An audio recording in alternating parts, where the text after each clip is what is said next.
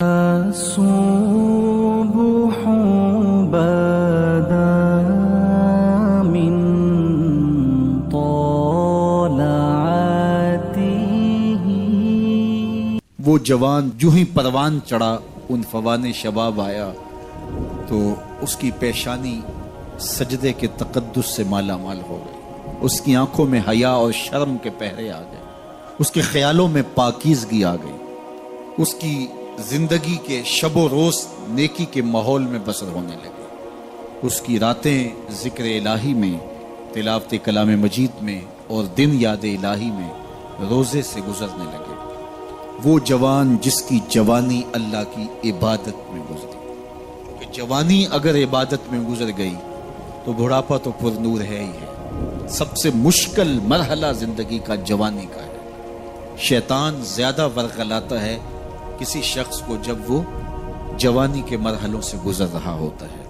تو جس کی جوانی خیریت کے ساتھ گزر گئی اور اس نے اپنی جوانی کے تقدس کو محفوظ رکھ کے منزل تک پہنچا لیا، اپنی عصمت کے جوہر کی حفاظت کی، اپنی آبرو کو لٹنے نہیں دیا، اپنی آنکھوں کی شرم و حیا پر پہرے بٹھائے اور آنکھ کو برباد نہیں ہونے دیا اور اپنی زندگی کے تقدس کا پہرا دیا، تو جو جوان اپنی جوانی کو خیریت کے ساتھ گزار گیا۔ کسی نے کہا تھا نا، کتاب زیست کا ایک اور باب ختم ہوا، شباب ختم ہوا، ایک عذاب ختم ہوا۔ تو جوانی جس کی منزل تک پہنچ گئی خیریت کے ساتھ، عافیت کے سائے میں۔ مشکل تو بڑا ہے جوانی کو منزل تک لے جانا، خیریت کے ساتھ، داغدار نہ ہونے دینا، جوانی کے تقدس کو رسوا نہ ہونے دینا، عصمت کے جوہر پہ کالک نہ لگنے دینا، خواہشات کو غالب نہ آنے دینا۔ آسان کام تو نہیں ہے، مشکل کام ہے، لیکن اگر کوئی مشکل کاٹ گیا، جوانی کے تھوڑے سے ایام میں گزار گیا۔ اللہ اکبر۔ حضرت شیخ ختلی کہتے ہیں، داتا گنج بخش علی حجویری علیہ رحمہ کے مرشد ہیں، الدنیا یومن ولنا فیہا صومن۔ وہ کہتے ہیں دنیا ایک دن ہے، ہم روزہ رکھ کے گزار رہے ہیں۔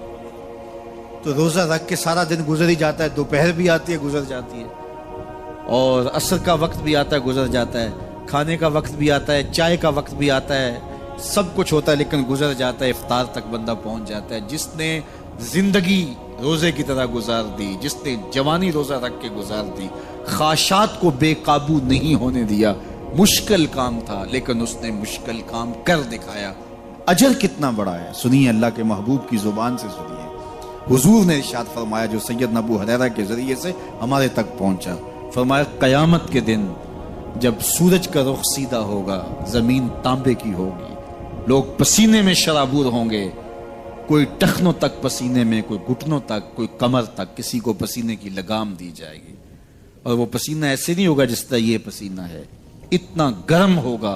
ابن رجب حنبلی کہتے ہیں اس پسینے کا ایک قطرہ اگر احد پہاڑ پہ ڈال دیا جائے تو وہ پگھل جائے، اتنا گرم ہوگا، بدبودار اتنا ہوگا، ایک قطرہ دنیا پہ ڈال دیا جائے، انسان کیا جانوروں کے دماغ بھی پھٹ جائے، اس پسینے میں لوگ شرابور ہوں گے۔ لیکن جس نے اپنی جوانی کو عافیت سے گزارا ہوگا، کل قیامت کے دن جب کوئی سایہ نہیں ہوگا، اللہ اس جوان پر اپنے عرش کا ٹھنڈا سایہ عطا فرمائے۔ وہ شخص جس کو کسی عورت نے دعوت گناہ دی اور وہ صاحب منصب تھی، صاحب جمال تھی، اور اس نے یہ کہہ کے یہ خواہش، یہ آرزو مسترد کر دی، انی خاف اللہ۔ اسی طرح کوئی عورت ہے تو اس نے اپنے تقدس کی حفاظت کی، اپنی آبرو پہ پہرا دیا اور کسی پیشکش کو ٹھکرا دیا، تو فرمایا قیامت کے دن جب کوئی سایہ نہیں ہوگا، اللہ اسے بھی اپنے عرش کا ٹھنڈا سایہ دے گا۔ کیسا سخت دن ہوگا، اور وہ کس اعزاز میں ہوگا، کس تکریم میں ہوگا۔ یہ تو 4 دن 10-20 سال ہیں، اور وہ 50,000 سال کا ایک دن۔ پھر اس کو اللہ کا شکر ادا کرنا ہوگا کہ اللہ تو نے کتنا کرم کیا میرے اوپر کہ میری جوانی خیریت اور عافیت سے گزری، اور آج اس کا تو کتنا بہتر صلہ مجھ کو دے دیا۔ آج اللہ نے مجھے اور آپ کو فرصت دی ہے، یہ اٹھتے ہوئے جنازے، یہ پھیلی ہوئی قبریں، یہ ہم سے بچھڑتے ہوئے لوگ، یہ ہمارے لیے ایک پیغام ہے، ایک میسج ہے ہمارے نام، یہ ہمارے لیے عبرت ہے۔ آج وہ جا رہے ہیں تو ہمیں بتا کے جا رہے ہیں کہ صاحب ہم جا رہے ہیں، ہمارے پیچھے تم بھی آ رہے ہیں۔ اور یہ بات ذہن میں رکھیے، دنیا پر آنے کی ایک ترتیب ہے، دنیا پر جانے کی وہ لازمی ترتیب نہیں ہے۔ پہلے دادا آتا ہے، پھر باپ آتا ہے، پھر بیٹا آتا ہے، پھر اس کے بعد بچے آتے ہیں۔ ایسے کبھی نہیں ہوا کہ باپ سے پہلے اولاد آ گئی ہو۔ دنیا پر آنے کی یہ ترتیب ہے اور یہ طے شدہ منظم ترتیب ہے، لیکن دنیا سے جانے کی یہ ترتیب نہیں ہے کہ پہلے باپ جائے پھر ہی اولاد جائے گی۔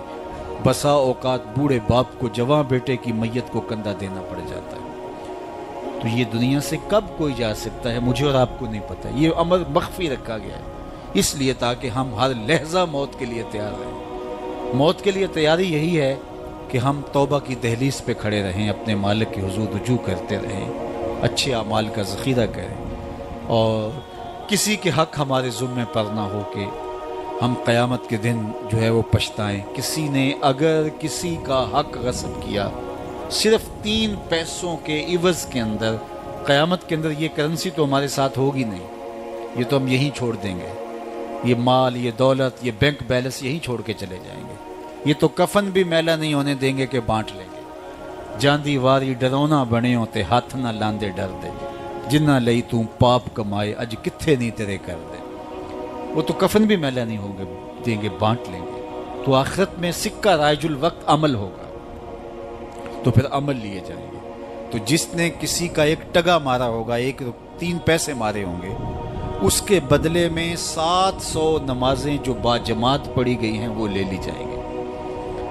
اور جو لوگوں کے پلاٹ ہڑپ کر گئے ہیں، رشوتیں، زیادتیاں، جور و ظلم اور لوگوں کے ساتھ زیادتیاں اور لوگوں کا مال ہتھیانا، خون نچوڑنا، اذیتیں دینا، تو کس طرح وہ قیامت کے دن عہدہ برا ہو سکیں گے؟ تو آج اللہ کی رحمت کے در کشادہ ہیں اور اس کی رحمتیں آواز دے رہی ہیں، آجو پلٹ کے میری رحمت کے دروازے کھلے ہیں۔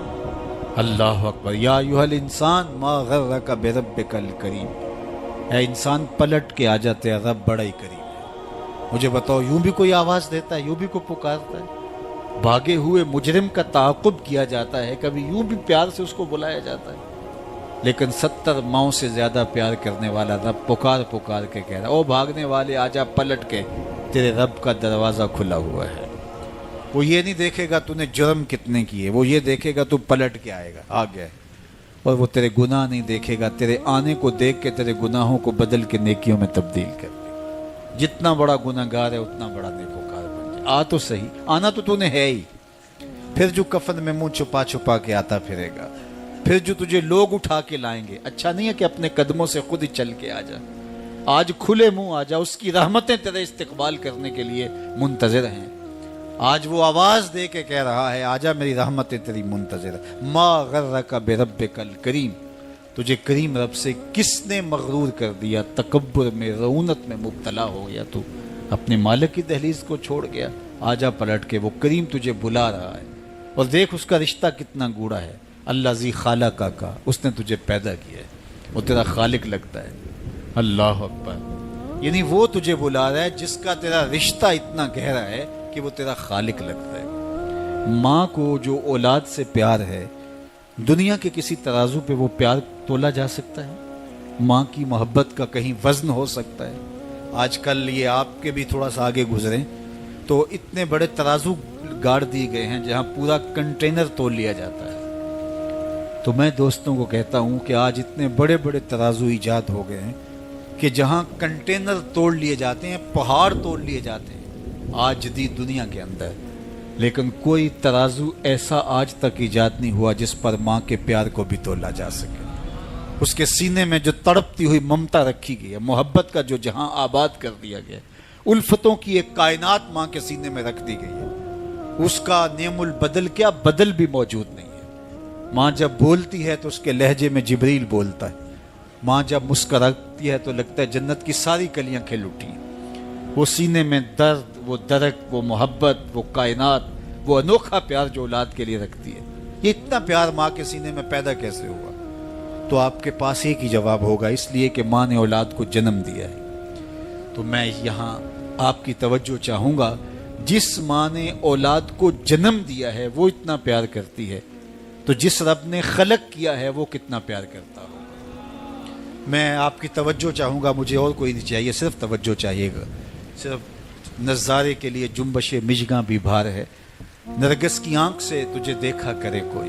तो मेरी आरज़ू ये है कि आपकी तमाम तर तवज्जो मेरी जानिब मबज़ूल हो। थोड़े वक्त में जिस शिद्दत की गर्मी में आप बैठे हैं मुझे इसका एहसास है, तो मैं चाहूँगा कि चंद बातें आप तक पहुँच जाए। तो जो माँ इतना प्यार करती है वो इसलिए कि माँ ने जन्म दिया है, तो जिसने जन्म दिया है वो इतना प्यार करती है, तो जिस रब ने खलक किया है वो कितना प्यार। तो माँ की दहलीज छोड़ के बेटा भाग जाए तो माँ आवाज़ देती ना, पुत्र कहाँ भाग रहा है, आजा पलट के, इतनी ठंडी छाँव कहीं नहीं मिलेगी, इतना प्यार तुझे कहीं से नहीं मिल सकता, आजा पलट के। माएँ तो माएँ होती हैं और औलाद के लिए उनके सीने में जो तड़पती हुई ममता होती है और प्यार का जो एक आबाद जहाँ होता है वो एक अलग ही कायनात है, वो एक अलग ही जहाँ है। वो कहते हैं ना कि किसी ने कहा कि मैं तो तेरे से तब राजी होंगी कि तू अपनी माँ का कलेजा निकाल के लाएगा। तो वो बदमस्त आशिक अपनी माँ की आरजू, अपनी महबूबा की आरजू को पूरा करने के लिए इस अमल से भी गुजर गया और माँ का कलेजा चीरा और तश्तरी में रख के अपनी महबूबा के लिए उसका कलेजा ला रहा था। तो रास्ते में ठोकर लगी तो माँ के कलेजे से आवाज़ आई कि पुत्र सट तो नहीं लगी। ये माँ के प्यार का रूप है, ये माँ की मोहब्बत के बिखरे हुए रंग हैं, ये छलकता हुआ उजाला और नूर और रोशनी है। माँ इतना प्यार करती है, अल्लाह अकबर। तो माँ को इतना प्यार इसलिए है कि उसने जन्म दिया और रब ने तो खलक किया दस्ते कुदरत से। तो माँ की दहलीज छोड़ के बच्चा भाग जाए तो माँ कहती है पुत्र आजा वापस पलट के। और जब बेटा पलट के आता है तो माँ सब भूल जाती है किसने क्या किया था। तो जो 70 माओं से ज़्यादा प्यार करता है उसकी भी आवाज़ें आ रही हैं, ला तक़नतू मिन रहमतिल्लाह, आजा पलट के मेरी रहमत से ना उम्मीद ना होना। मैं ये नहीं देखूंगा तू मुजरिम कितना बड़ा है, मैं ये देखूंगा तू मेरी दहलीज से पलट के आ गया है। तो उसकी रहमतें बंदे को पुकार रही। तो ये उठते हुए जनाजे, ये फैली हुई कब्रें और ये हमसे बिछड़ते हुए हमारे अहबाब, दोस्त, भाई, अजीज़, ये हमें बताते हैं कि मियाँ इस ज़िंदगी से ज़िंदगी का मुतय्यन सफ़र काट करके तुम बिल आखिर अल्लाह के हुजूर पलट के आने वाले हो। उखरवी ज़िंदगी के लिए अच्छे आमाल का ज़ख़ीरा जमा करो और अपनी आखिरत की तैयारी करो। चूँकि मौत जब आ जाती है तो एक लम्हे का भी तक़द्दुम व ताख़ुर नहीं होता। मौत एक अटल तयशुदा अम्र वाक़ई और हकीकत वाक़िया है, बहर सूरत इसने आके रहना है। बल्कि अल्लाह ताला जल्ला शानहू ने इसको अचानक रख करके हमें हर वक्त मुस्तैद और फ़आल रहने की तरगीब दी कि ताकि हम हर लहजा हर साथ अपने आप को आमादा रखें। किसी वक्त भी बुलावा आ सकता है और हम मौत की इस गाड़ी में सवार हो सकते हैं। अल्लाह अकबर। तो आइए मैं और आप अल्लाह की बारगाह में दुआ भी करते हैं और अपनी ज़िंदगी को बेहतर बनाने की मनसूबाबंदी भी करते हैं। जब लोग हमसे जुदा होते हैं तो हमें इबरत होती है कि हम भी जा रहे हैं। हज़रत याकूब अलैहिस्सलाम ने हज़रत इज़राइल से अहद ले रखा था कि मेरी रूह कब्ज़ करने के लिए अचानक नहीं आना, पहले कोई कासद भेज देना ताकि मैं मौत की तैयारी कर लूँ। अम्बिया तो तैयारी होते हैं, कुछ चीज़ें तालीम उम्मत के लिए होती। तो कहा कि जी मेरा वादा रहा। तो एक अरसे के बाद हज़रत इज़राइल हाज़िर खिदमत हुए और कहा कि हुजूर मैं कब्ज़े रूह के लिए आया हूँ। फरमाया तुमने तो वादा किया था अचानक नहीं आऊँगा, तुम अचानक आ गए, कोई कासद नहीं भेजा। तो कहा हज़रत मैंने तो कासद भेजे थे। फरमाया मेरे पास तो एक भी नहीं आया। अर्ज़ की हुजूर आपके सामने कितने लोगों की मौत वाक़या हुई, ये मेरा कासद नहीं था तो और क्या था। आपकी दाढ़ी में सफ़ेद बाल आ गए, ये मेरा कासद नहीं था तो और क्या था। जब कमर में खम आने लगे, जब आज़ा मुदमहिल होने लगे, जब चलते हुए ठोकने लगे, जब ज़ुबान में लुकनत आने लगे, जब यादाश्त खोने लगे, जब बालों में चांदी उतरने लगे, जब इंसान के आज़ा जवाब देने लगे, तो समझो ये पैगाम मौत आ गया है। अल्लाह अकबर। हज़रत उमर रज़ी अल्लाह ताला अन्हु दरबार में बैठे थे तो एक साहब आया और उसने कहा कि या उमर ला तंसा मौतक, उमर अपनी मौत को नहीं भूलना। और यूं कांपने लगे हज़रत उमर जैसे बेत की शाख कांपती है। और उससे कहा कि रोज़ आके मुझे तज़कीर कर जाया कर। वो रोज़ आता है, भरे दरबार में खड़ा होकर कहता है उमर अपनी मौत को नहीं भूलना। एक दिन आया, आपने उसको कहा मियाँ आज के बाद नहीं आना। कोई और शख्स आने लगा, फरमाया नहीं। तज़कीर मौत की ज़रूरत नहीं रही, फरमाया नहीं। مجھ سے کوئی گستاخی ہوگی؟ فرمایا نہیں. تو پھر مجھے چھٹی کیوں دی جا رہی ہے؟ تو حضرت عمر روئے اور یوں داڑھی پہ ہاتھ رکھا اور ایک بال الگ کر کے کہا یہ دیکھ میری داڑھی میں سفید بال آ گیا، اب یہ مجھے چین سے نہیں بیٹھنے دے گا. ہماری تو پوری داڑھی بھی سفید ہو جائے نا. میاں صاحب نے کہا ہڈیاں کھڑکن، ہڈیاں کمبن گوڈے کھڑکن تے اڑ گیا لک تیرا، اجے بھی بدیوں باز نہ آئیں جیو مرد دلیرا، فما اصبرہم علی النار. اللہ قرآن میں فرماتا ہے کتنا حوصلہ ہے لوگوں کا آگ پر، کتنی ڈٹائی کے ساتھ کہہ دیتے ہیں یہ جہاں مٹھا گلا کس نے ڈٹھا. قبرستانوں میں جا کے دیکھو کس نے دیکھا ہے آخر والا جہاں. حضرت سیدنا غوث اعظم الشیخ عبد القادر الجیلانی علیہ رحمہ و رضوان فرماتے جاؤ قبرستانوں میں جا کر دیکھو کیسے کیسے حسینوں کی مٹی خراب ہو رہی ہے. جو بدن پہ چٹکی مٹی نہیں پڑنے دیتے تھے آج ان کے کفن بھی تار تار ہو گئے. خیر کنے فلاں و غنیمت شمار عمر زاں بیشتر کے بانگ برائت کے فلاں نماز. تو نے بھی چلے جانا ہے، یہاں بیٹھ نہیں رہنا. یہ اٹھتے ہوئے جنازے تجھے عبرت دیتے ہیں، یہ پھیلی ہوئی قبریں تمہیں بتاتی ہیں کہ میاں تم بھی اسی مٹی کا رزق بننے والے ہو، تم ہی یہی چادر اوڑھ کے سونے والے ہو. تم دو لباس کے دو کپڑوں کے اندر، دو سفید چادروں کے اندر ملبو. کہاں گئی وہ پوشاکیں، کہاں گئے وہ برانڈ، کہاں گئے وہ تمہارے قیمتی بیڈ، اور کہاں گئے اے سی لگے ماحول سے آراستہ کمرے. امیر ہے یا غریب ہے وہ 2 گز زمین اور وہی مٹی کا اوڑھنا، مٹی کا بچھونا، وہی 2 گز کفن، وہی کل کائنات. اور وہاں جو کیے ہوئے عمل ہیں وہی سکہ رائج الوقت ہوگا.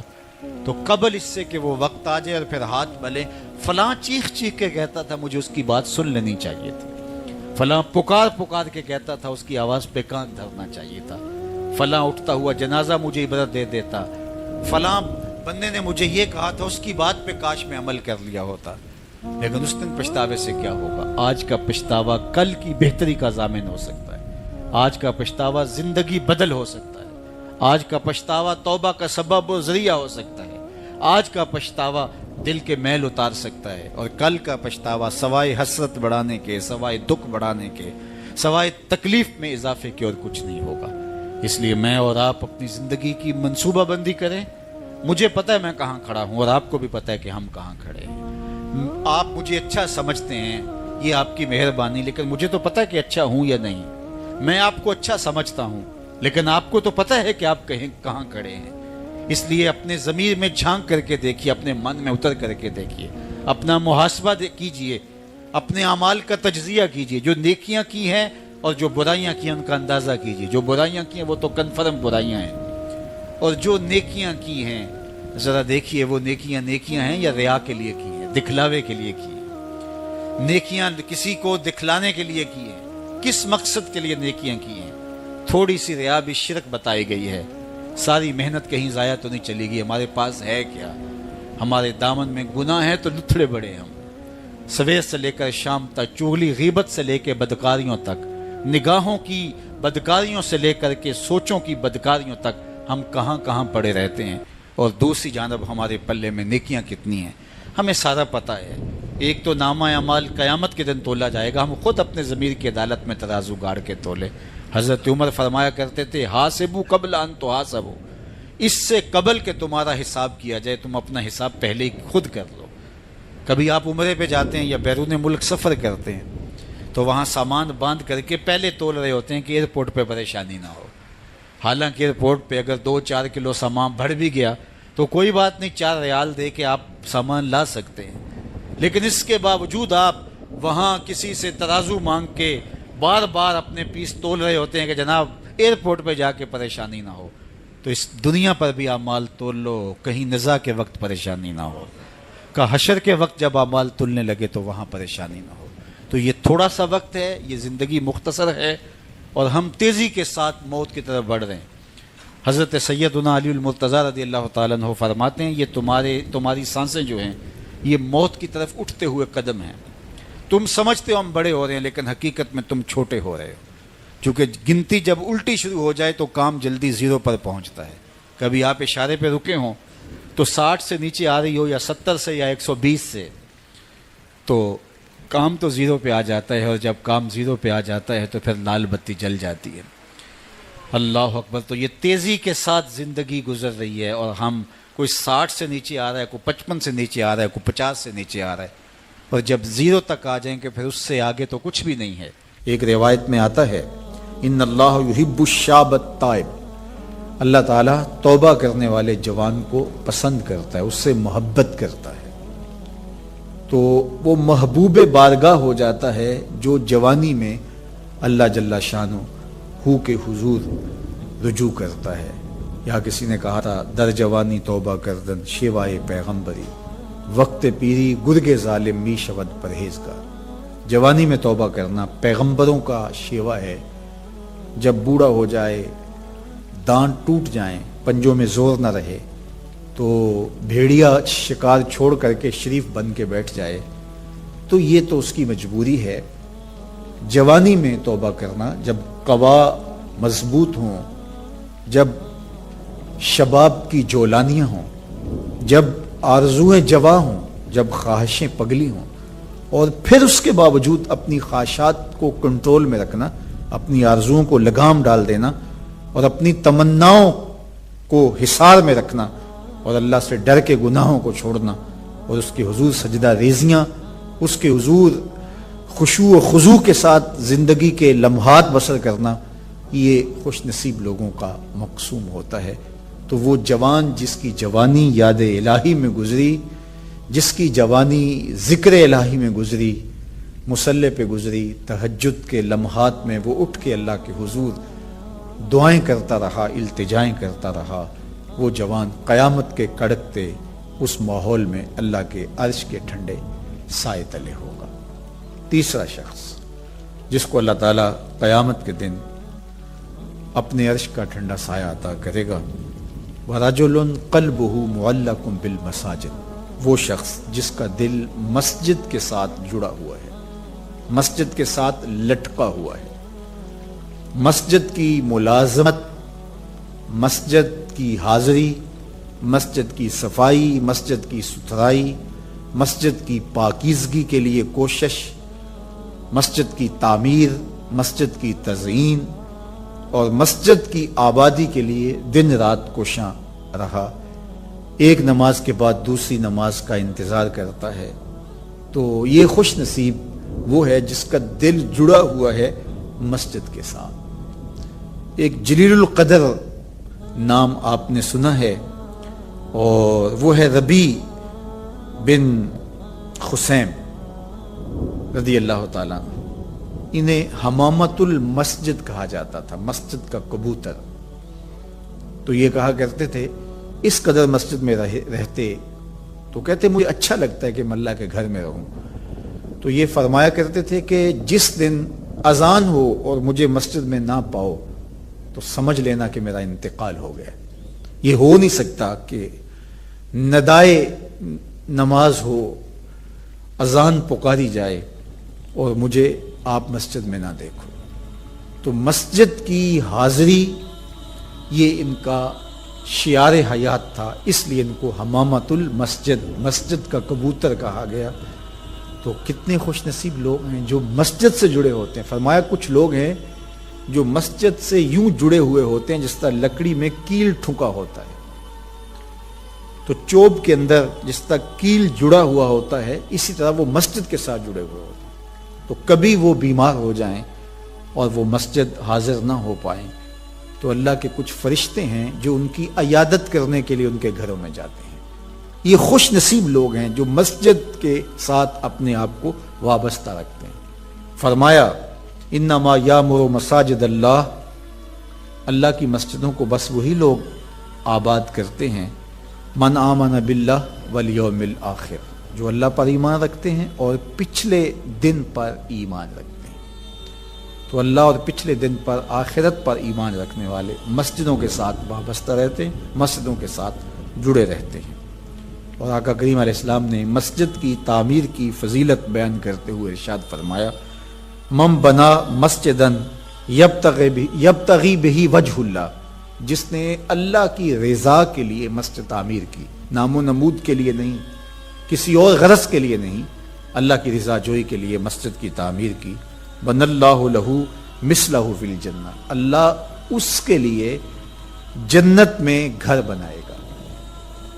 تو یہ بلکہ پوری مسجد بھی نہیں، آدھی اینٹ کے برابر بھی اگر کسی نے مسجد کی تعمیر میں حصہ ڈالا تو ایک جانور کے گھونسلے کے برابر بھی کسی نے مسجد کی تعمیر کی تو اس کے لیے بھی یہ فضیلت بتائی گئی کہ جنت میں اس کو محل دیا جائے گا، قصر دیا جائے گا. تو یہ اللہ کے پاکیزہ گھر ہیں. مساجد بیت اللہ کی بیٹیاں ہیں، کعبۃ اللہ کی بیٹیاں ہیں. یہ اللہ کے پاکیزہ گھر ہیں، خیر الاماکن، بہترین جگہیں اس کائنات میں اللہ کے گھر مسجدیں، اور بدترین جگہیں بازار بتائی گئے اور حکم دیا گیا ہے کہ بازار میں دیر سے جاؤ جلدی واپس آ جاؤ، اور مسجد میں جلدی آؤ دیر سے واپس جاؤ. تمہارے جو لمحے اللہ کے گھر میں گزریں گے وہ عبادت میں گزریں گے، وہ ذکر و فکر میں گزریں گے. تمہارے اٹھنے والے وہ قدم جو مسجد کی طرف اٹھتے ہیں وہ قیامت کے دن ظلمت سے نجات کے ضامن ہوں گے. وہ چراغ بن کے تمہاری زندگی، آخرت کی زندگی کے اندر چراغاں کر دیں گے. تمہیں جنت کی طرف لے جانے والے وہ قدم ہیں جو مسجد کی طرف اٹھتے ہیں، مسجد کی طرف بڑھتے ہیں. تو اللہ کے پاکیزہ گھروں کی طرف ہمارا رب، ہمارے قلب کا تعلق، ہماری محبت کا رشتہ، یہ ہمارے دین کا تقاضا ہے. اللہ اور پچھلے دن پر، آخرت پر مضبوط عقیدہ مسجد سے ہمیں جوڑتا ہے. کبھی کسی مجبوری کی وجہ سے مسجد جانے سے قاصر ہوں، بیمار پڑ گئے ہیں، مسجد نہیں جا سکتے، یا حالات ایسے ہیں جس طرح آج کل کے حالات ہیں کہ مسجد میں جانا کسی وجہ سے موقوف ہو گیا، تو مومن اس پر خوشی محسوس نہیں کرے گا. وہ بیماری کی وجہ سے یا کسی اور سبب سے مسجد نہیں جا پا رہا تو اس کا اندر بے چین ہوگا اور وہ دعائیں کرے گا، مالک وہ لمحے آئیں کہ تیرے پاکیزہ گھر میں میری حاضری ہو، تیرے دربار میں حاضر ہوں، تیری چوکھٹ پہ جا کے سلامی پیش کروں، میری پیشانی تیرے حضور مسجد کے فرش کو چھوئے اور تیری بندگی کے ترانے گائے. تو وہ یہ آرزو کرے گا، اگرچہ شریعت اس کو رخصت بھی دیتی ہو لیکن پھر بھی اس کی تمنا تو ہوگی. وہ اس پر شکر نہیں بجا لائے گا، بغلے نہیں بجائے گا کہ چلو ایک بہانہ مل گیا، نہیں، بلکہ وہ اس پہ خوش نہیں ہوگا، الٹا اس کی طبیعت کے اندر ایک بے چینی اور اس طرح پیدا ہوگی چونکہ وہ جڑا ہوا ہے، اس کا دل جڑا ہوا مسجد کے ساتھ. تو ایسا شخص جس کا دل مسجد کے ساتھ جڑا ہوا ہے، تو میرے اور آپ کے آقا و مولا نے فرمایا قیامت کے دن جب کوئی سایہ نہیں ہوگا اللہ اس کو اپنے عرش اجتمع علیہ و تفرق علیہ. وہ شخص، وہ دو اشخاص جو محبت کرتے ہیں تو اللہ کے لیے، آپس میں جب ملتے ہیں تو اللہ کے لیے، جدا ہوتے ہیں تو اللہ کے لیے. یعنی ان کی محبت کسی دنیاوی منفعت کے لیے نہیں، کسی ذاتی غرض کے لیے نہیں، محض دوستیاں پیدا ہو جاتی ہیں اور ایک دوسرے کو ملے بغیر تسین نہیں ہوتی، اس لیے نہیں، بلکہ ان کی دوستی محض اللہ کی رضا کے لیے، اللہ کی خوشنودی کے لیے. الحب للہ والبغض للہ، اللہ کے لیے محبت، اور جب بغض کسی سے ہے، دشمنی کسی سے ہے تو وہ بھی اللہ کے لیے. جس میں تنہائی میں اللہ کا ذکر کیا، اللہ کو یاد کرنے بیٹھ گیا، کوئی دیکھنے والا نہیں تھا، وہ تنہا تھا، حجرے میں تھا، اپنے بند کمرے میں تھا، اپنے رب کو یاد کیا. اللہ کی یاد کرتے کرتے اس کی آنکھوں سے آنسو ٹپکنے لگے، اس کی آنکھیں آنسوؤں کا خراج دینے لگی. تو میرے اور آپ کے آقا و مولا نے فرمایا کہ یہ آنسو اتنے قیمتی ہیں، ان آنسوؤں کے بدلے میں قیامت کے دن اسے عرش الہی کا سایہ نصیب ہوگا، عرش الہی کا سایہ اسے نصیب ہوگا ان آنسوؤں کے بدلے میں. رومی علیہ رحمہ فرماتے ہیں جہاں پانی گرتا ہے وہاں سبزہ اگتا ہے، جہاں آنسو گرتے ہیں وہاں رحمت اترتی ہے. تو اس لیے جو اللہ کی یاد میں رونے کا لطف ہے اور اللہ کی یاد میں آنسو بہانے کا اجر اور صلہ رکھا گیا ہے، یہ گناہوں کو دھو ڈالتا ہے، یہ اندر کی صفائی اور ستھرائی کا سبب اور ذریعہ ہے. میرے اور آپ کے آقا و مولا نے فرمایا راتوں کی تنہائیوں میں اٹھ کے قرآن پڑھا کرو اور قرآن پڑھتے ہوئے رویا کرو. پھر فرمایا فَإِلَّمْ تَبْكُوا فَتَبَاكُوا، اگر رونا نہ آئے تو رونے کی کوشش کیا کرو. حضرت داتا گنج بخش علی حجویری سے ایک مرید نے کہا حضرت اگر رونے کی کوشش کریں پھر بھی رونا نہ آئے، فرمایا پھر اپنے مقدر پہ رویا کرو. تم اتنے سنگ دل ہو گئے ہو کہ تمہاری آنکھیں آنسوں کا خراج نہیں دیتی. جو رونا نہیں جانتا وہ اللہ کی رحمتوں کو اور اللہ کی کرم نوازیوں کو کیسے سمیٹ پائے گا. بچہ روتا ہے تو ماں دودھ دیتی ہے، جب بندہ اللہ کی حضور الہاؤ زاری کرتا ہے، عجز کرتا ہے، انکساری کرتا ہے، تو اللہ کی رحمتوں کو جوش آتا ہے اور اللہ تعالیٰ کی رحمتیں اس پہ برستی ہیں، اور اس کے نہ صرف گناہ معاف ہوتے ہیں بلکہ اللہ تعالیٰ اس کے گناہوں کو بدل کے نیکیوں میں تبدیل کر دیتا ہے۔ ایک فقیر تھا، ملنگ درویش، اللہ کا بندہ، اس کی عادت یہ تھی کہ اپنے ڈیرے پہ آنے والوں کو کھلاتا، ان کو پلاتا، ان کی ضروریات کا خیال رکھتا، لیکن ان کو مالی آسودگیاں نہیں تھی۔ ہوتا یہ تھا کہ بعض اوقات لوگ آتے تو ادھار لے کر کے وہ لوگوں کو کھلا دیتا۔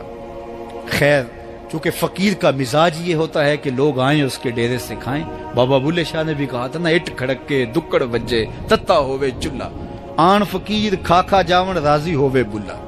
یہ فقیروں کا مزاج ہے، تو جو بھی آتا اس کے ڈیرے سے کھاتا اور وہ ادھار اٹھا اٹھا کے لوگوں کی ضروریات کو پورا کرتے رہتے۔ وقت آخر آ گیا، جن لوگوں نے ادھار دیا تھا وہ سارے تقاضا کرنے آ گئے۔ اب بابا جی کو کیا فکر لاحق ہے کہ یہ میرے مہمان اور میں ان کو کچھ پیش کرنے کی صلاحیت نہیں رکھتا۔ ایک بچہ تھا، وہ کچھ سامان بیچ رہا تھا، پتیسا بیچ رہا تھا یا کوئی اور چیز بیچ رہا تھا۔ اس نے گلی سے گزرتے ہوئے آواز لگائی، خادم کو کہا سے بلا کے لاؤ، کہا تم بیچ رہے ہو تو میرے مہمانوں کو کھلا دو۔ بچہ بڑا خوش ہوا کہ میں سارا دن گلیوں میں گھوم کے یہ پتیسا بیچنا تھا، اب یہ ایک جگہ ہی سارا فروخت ہو گیا تو یہ تو موج لگ گئی، میں جلدی گھر چلا جاؤں گا، میری ماں خوش ہوگی۔ تو سارا ان مہمانوں کو کھلا دیا گیا اور اس کے بعد کہا بابا جی پیسے؟ کہا تم بیٹھ جاؤ، جب ان کو ملیں گے تو تجھے بھی مل جائیں گے۔ وہ بیٹھ گیا، 2 4 10 منٹ بیٹھا تو بچہ تھا، پھر کھڑا ہو گیا، بابا جی پیسے؟ کہا جب ان کو ملیں گے تو تجھے بھی مل جائیں گے۔ پھر آدھا گھنٹہ گزرا تو پھر اس نے کہا بابا جی پیسے؟ میری ماں میرا انتظار کر رہی ہے، ہمارے گھر کا چولہا اسی سے جلتا ہے، میں یہ پیسے لے کر جاؤں گا اور میری ماں کوئی ہنڈیا خریدے گی اور ہم شام کا گھر کا کوئی سلسلہ کریں گے۔ کہا بیٹا جب ان کو ملے گا تو تجھے بھی مل جائے گا۔ بچے نے رونا شروع کر دیا، یتیم بچہ تھا، اس کا سارا آسرا یہی تھا، اس نے رونا شروع کر دیا۔ جب بچہ رویا اللہ کی رحمت کو جوش آیا، کوئی مرید نذرانہ لے کے ان بزرگوں کے پاس آ گیا اور اشرفیوں کی بری ہوئی تھیلی پیش کی۔ وہ اتنے پیسے تھے کہ اس بچے کو بھی دیے، جتنے لوگ آئے تھے سب کا قرض چکایا، کہا جاؤ گھروں کو۔ تو سب نے کہا بابا جی ہم صبح سے بیٹھے ہوئے تھے تو یہ نذرانہ دینے والا صبح سے نہیں آیا، تو اب کیسے آ گیا؟ کہا صبح سے تمہارے اندر کوئی رونے والا نہیں تھا، ایک رونے والا آیا تو باقیوں کا بھی کام بن گیا۔ بعض اوقات کسی ایک شخص کی وجہ سے باقیوں کی خطائیں بھی معاف ہوتی ہیں۔ آج ہم اجتماعی طور پہ تا حد نظر اندر باہر اوپر نیچے اتنے لوگوں کے ہجوم میں اللہ کی بارگاہ سے یہ توقع رکھتے ہیں کہ مالک کتنے ہجوم میں کوئی ایک تو ہوگا جو تیرا لاڈلا ہوگا، کوئی ایک تو ہوگا جو تیرا بہت قریبی ہوگا، کوئی ایک تو ہوگا جس پہ تیری رحمتیں برسیں گی۔ تو مالک اس کے صدقے سے ہماری خطائیں بھی معاف کر دے، ہمارے گناہ بھی معاف کر دے۔ کوئی ایک رونے والی آنکھ مل گئی تو باقیوں کا بھی کام بن جائے گا۔ اٹھ فریدا ستیا تے میلہ ویکھن جا، وت کوئی بخشیا مل جاوے تے تو ہی بخشیا جا۔ میرے مالک ہم سب کی خطائیں معاف کر دے، ہم سب سے درگزر فرما اور ہم سب کے باطن کو ستھرائیاں دے دے، ہمارے اندر کو پاکیزگیاں دے دے۔ بہت وقت میں نے اور آپ نے صاحب گزار لیا، تیزی کے ساتھ زندگی بیت رہی ہے۔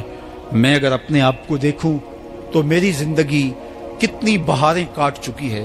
اگر آپ اپنے آپ کو دیکھیں، کوئی 60 سال، کوئی 20 سال، کوئی 25 سال، زندگی تیزی کے ساتھ گزر رہی ہے۔ بندہ جب سوچتا ہے کہ میں 40 سال کا ہو گیا ہوں تو آگے میری زندگی کے اگر 30 سال بھی ہیں تو 30 سال تو کافی ہیں، لیکن وہ پیچھے اگر پلٹ کے دیکھے تو 40 سال یوں گزر گئے جس طرح چٹکی بجائی جاتی ہے۔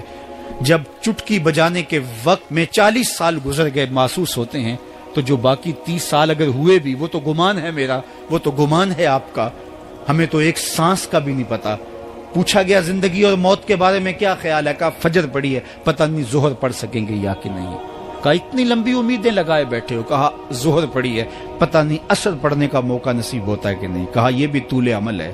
ایک بولا عصر پڑی ہے، پتہ نہیں مغرب پڑھ سکیں گے یا کہ نہیں۔ کسی نے کہا ایک رکعت پڑی ہے، پتہ نہیں دوسری رکعت بھی پڑھنا نصیب ہوتی ہے یا نہیں۔ کہا یہ سب تمہارے منہوں کی باتیں ہیں، میں تو کہتا ہوں ایک طرف سلام پھیرا ہے، پتہ نہیں دوسری طرف سلام بھی پھیر سکیں گے یا کہ نہیں۔ کیا موت اتنی قریب نہیں ہے؟ ہم نے اپنی آنکھوں کے سامنے لوگوں کو جدا ہوتے یوں نہیں دیکھا ہے. ہم کہتے ہیں اس کی خبر سنا رہے ہو موت کی، یہ تو میں نے ابھی سبزی والی دکان پہ دیکھا تھا. لیکن جب موت آتی ہے تو ایک لمحے کا تقدم اور تاخر نہیں ہوتا. تو صاحب آئیے اپنی زندگی کو اللہ اور اس کے رسول کی راہوں پہ ڈالیں. آج وقت ہے، آج موقع ہے، آج توبہ کا دروازہ کھلا ہے. کل سب کچھ نہیں ہوگا. آج اس کی رحمتیں آواز دے رہی ہیں. آج وقت ہے، وقت پر کافی ہے ایک قطرہ بھی آب خوش ہنگام کا. جل گیا جب کھیت برسا می تو پھر کس کام کا. اب آئیے سنیے، اس کائنات کے اندر ہمیں وہ خواتین ملیں گی جو پردے کے پیچھے تھی، لیکن پردے کے سامنے ماں نہیں آئی، عبد القادر جیلانی آئے. ماں پردے کے پیچھے تھی، پردے کے سامنے فرید الدین گنج شکر آئے. ماں پردے کے پیچھے تھی، مہر و ماں نے بھی آنچل نہیں دیکھا، لیکن پردے کے سامنے کربلا میں حسین ابن علی آئے.